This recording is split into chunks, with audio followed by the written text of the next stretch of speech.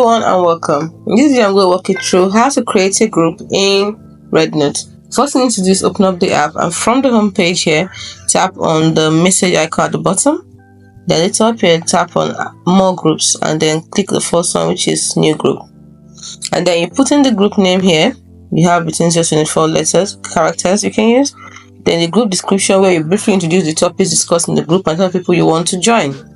You have about 100 characters that you can use there. Then you choose a group type.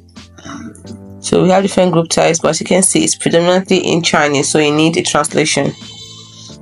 Then the next one, you can decide for the group to appear on your profile page. If you don't want it to, just simply turn it off, and then you click on start a new group once after filling everything off. It's as simple as that. Now if you want to see the group guidance, click on this to see the group guidance. Let's see if it's in English or in Chinese.